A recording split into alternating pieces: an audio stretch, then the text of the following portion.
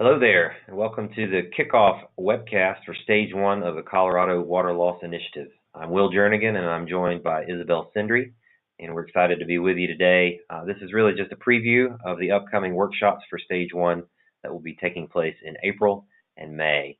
So we're glad to have you with us. Take about 15 minutes on this webcast just to introduce you to some things that we'll be talking about in the workshop, get you ready for it, and we'll look forward to seeing you there in person soon. Just to recap, the Colorado Water Loss Initiative is a program that's being funded by DNR, and it is part of the strategic objective of the Colorado Water Plan. It's targeted towards the largest 165 utilities, although utilities smaller than that list are eligible to participate if there is space available. The focus of the program is the AWWA M36 method, which deals with water loss control, best practices for water loss management, non-revenue water, water auditing, etc. So that's really the crux of this program, and we'll be getting into some of those foundations in the workshop. We'll introduce a few terms and concepts on the webcast today. A quick shout out to some folks that have helped to put this thing in motion, supporting entities, helping to support CWCB in launching the program and spreading the word and promoting it. A special advisory committee of folks that helped to frame out the program, and of course Kevin and Ben from CWCB who are helping to shepherd it from CWCB. So thanks to them, and excited to work with them. Again, I am Will Jernigan with Kavanaugh, and we're partnered with WSO, and Isabel Sindry is my co-presenter today. And here's just a quick snapshot of some of our team members that you may encounter in the workshops or the remote validation sessions that are part of this program. So we'll look forward to meeting you as time permits and as the program unfolds. Speaking of unfolding, the flow of the program, just to quickly recast, it is in 4 stages. The stage that we're just about to enter is stage 1, with this brief webcast that you're watching now that rolls into a 1-day workshop that is repeated around the state, different locations. And that workshop will focus on the foundations of the M36 audit, the validation process associated with that audit, and from there the participants will have homework to compile the data to put together the first M36 water audit. And that will lead into stage 2, which will take place over the summer months, where we will work one-to-one from our team to your utility team, and do that through a remote session to walk through the validation process associated with your first audit. We'll then get back together a little bit later this year for a stage 3 workshop, and we'll go a bit deeper into some of the technical foundations of the audit and validation process, and ultimately, how do you take an audit and use it to conclude meaningful outputs on where you should focus for water loss control, revenue recovery, and improving efficiency within your system. From there, we'll actually have another round of homework to do the second M36 audit. And this is really a practice and repeat model of learning model, which has proven very effective in other state programs. So excited to roll out this program. Will conclude middle of next year. So 4 touch points, stages 1 through 4, 2 in person in a workshop environment, and 2 remote, but a one-to-one, our team to your audit team. Just to quickly recast the M36 methodology, it's encapsulated in the manual of practice that is developed and published by AWWA. The most recent edition is published in 2016. It is the 4th edition, and it is built around the principle of cost effectiveness. And that begins with the annual audit and summary level validation, but it moves into breaking the technical problem of water loss down into its separate parts, so that we can separate the problem and match the right solutions to the right parts of the problem. That also includes an economic analysis to understand the costs of the problem. We want to ensure, to be cost effective, that we're not investing inappropriately versus what water loss is costing. So, and all of those things match and map differently depending on which type of water loss is occurring. It could be leakage, but leakage is not the only type. There are other ways that loss occurs in a system under registering meters, etc. Isabel's going to take us through that in just a moment with the foundational aspects. But this is the arc of the M36 method, is getting to what cost-effective interventions make sense to reduce water loss and recover revenue within our water utility. So with that, I'm going to actually ask Isabel to carry us through a few foundational concepts, and then we'll round back out to me for next steps and getting ready for the physical workshop that comes up. Isabel, take it away. Thank you, Will. Well, good morning, everyone. So Will just gave you a brief introduction of what the program will be teaching you throughout the 4 stages. And it's the M36 water audit methodology. This is basically a water balance that you get to do on your utilities distribution system. It looks at all the volume of water that's pushed into the pipes and examines the potential outcomes for all of that water that was pushed into the pipes. So did the water get to a customer? Did it get used by the utility for an operational task? Did it get leaked out into the ground? And the purpose of doing this exercise is to obtain a reasonable estimate of what the losses are throughout the distribution system. The losses cannot be measured, so they have to be calculated or estimated. And this methodology provides a standard process in order to come up with those estimates and those calculations. The way that we do that is by creating basic categories for all of the different outcomes that can happen to the water. We start out by knowing how much water we put into the pipes, into the distribution system, and that's the supply volume.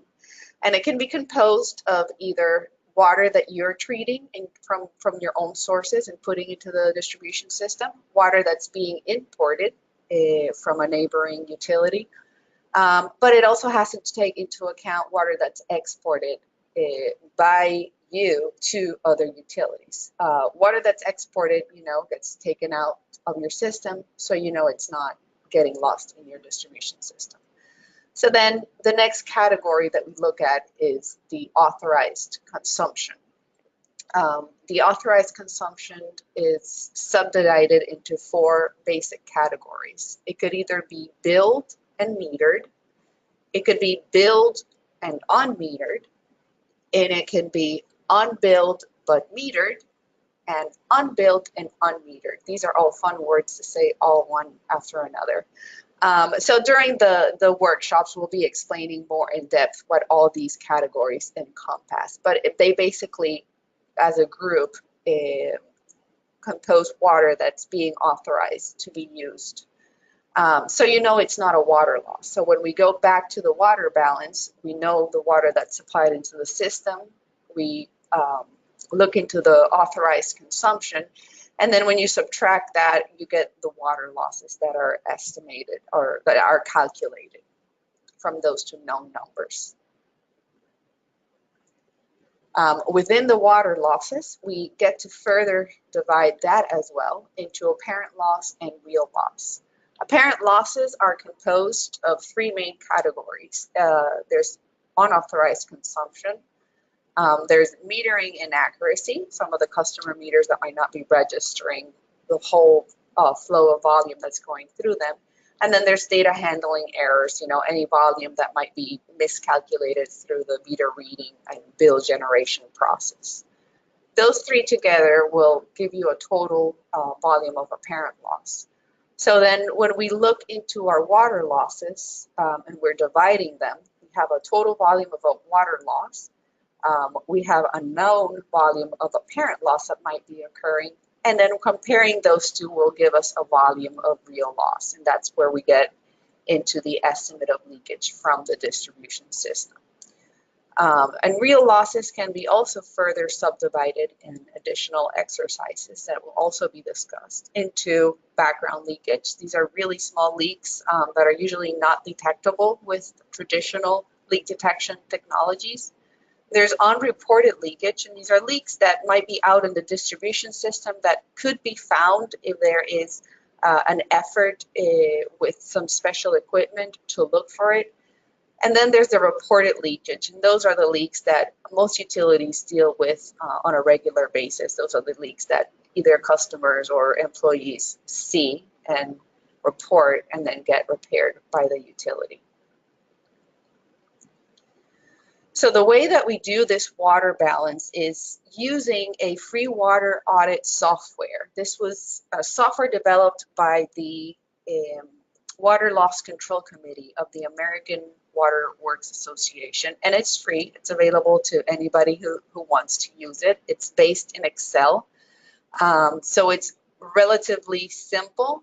It does have some tricks to it, and we'll go into the software and how we can how the utility can use it to compose their water audit.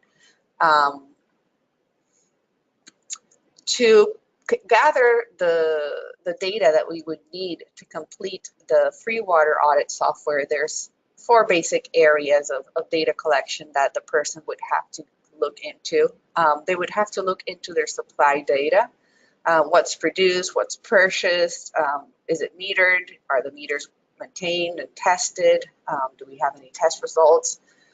They would also need to look into the consumption data, the water that's billed or unbilled, any operational uses, and look into the meter reading and billing cycle to understand how the consumption data will line up with the water audit. There's also the meter data for the customer meters. What's the inventory like? Are all customers metered? Are those meters tested? Do we have a good understanding of how accurate they are? So how good of an understanding we have of our metered volumes. And then we go into system and cost data, which are entered and used in the water audit software to develop some benchmark and performance indicators. We look at the length of mains, the cost of operating the system, and so forth. So the way the water audit software works is basically you have the boxes where you put the volumes, which are here on the right, can't be seen right now. But then for each volume that we're entering into the water audit software, there's a grading matrix. So these boxes, smaller boxes on the left. And they are basically trying to provide a measure of how much confidence you have in the number that you're entering in the right. We know that there's a lot of data that needs to be compiled for this. Some of the data might or might not be available at the moment, and some of the people might have to be making some reasonable assumptions to come up with numbers, which is part of the process. It's completely fine to put numbers that are assumed. So then we have to give that number a score on how confident we are, and that's the validity score. So then after we've completed the water audit, there's an additional step that we'll be going through in the other stages of this project, which is the level 1 water audit validation. This is a methodology that's defined in the Water Research Foundation manual that we have here. And it's basically looking at the data, making sure that the water audit is completed in the correct way, looking at the scores, making sure that the utility understands the scoring method and the actual scores that should be given to each of them, and then just providing an independent audit on completing that worksheet. And that is it for our brief introduction of what we'll be discussing in the stage. I'll give it back to you for the next steps. All right, that sounds great. Thank you very much, Isabel, for taking us through those building blocks. That's really just an introduction for those of you watching and following along. We're going to be using the time together in the workshop to strengthen those foundational concepts, to do exercises, to practice them and to apply them, and then to get you ready for your homework to go gather that data specifically for your water utility. And I'll go ahead and tip our hand to say a lot of the data, the majority of the data you need to fill out and complete the top-down M36 water audit is data that you're already tracking. It's supply numbers, build numbers, system data, miles of main, things like that. It's really not a lot of new creation of information. It's just a matter of organizing information that's already there. So that'll be the focus of Stage 1 workshop. And as I mentioned, we're ready and excited to get together and see everybody in the coming couple months. It'll be April and May that those will take place. So what to do to get ready for it? Well, first and foremost is make sure that you RSVP. We do need to know that you're coming, and we're asking ideally for you, if you're your primary contact at your utility for this program, to RSVP for your team. And the target team to come is individuals representing supply metering, customer metering, the billing side of things, and management. Those are just guidelines. So you ultimately should decide who is the best team and which composition of members should come. But that's our guidance on who is generally best to be there. We do have multiple locations around the state. In the Denver area, which is of course densely populated with water utilities, we have several dates to pick from, so you can check that out. To do that, you just go to our program website, coloradowaterloss.org, and you can select Stage 1 Workshop from the main header menu up top, and of course indicate who's going to be coming. There will be lunch provided, so we ask if you have any special dietary restrictions to let us know on the RSVP form. As far as the workshop itself, what to bring, it is good to bring a laptop computer that will be helpful during the exercises. Generally, we advise to bring one per team. If you have, say, more than 3 or 4 people coming from your team, you might want to bring a couple laptops. Generally, we're looking at around 3, maybe 4 people per group when we do our breakouts and the exercises. We will make the slides available for before the workshop, so keep a lookout. You can, again, go to that same website address for this program, and there will be a resources tab that'll have printables that are available and accessible there. Any initial questions you have, bring them along. We're happy to kind of talk through, and maybe you've already been working around with some of this material, or maybe you've just been tracking water loss in your own format for some time. You may have some questions and some head scratchers that would be good to put out there and have some class discussion around. So there'll be time for that in the workshop, and as I mentioned, we're looking forward to the time together. So with that, I'll just land and end our webcast today with a recap of the program website, and this is a good place to go if you just want to get updates on the latest posting. Of course, this webcast will be available for review if you want to see it again on the website. If you want to get refreshers on the address and location of the workshop, anything else, any information you have here, and certainly if you want to contact us with questions, this is the place to go to get our contact information. With that, we'll bid you adieu and look forward to seeing you at the workshop here very soon in Stage 1. Take care.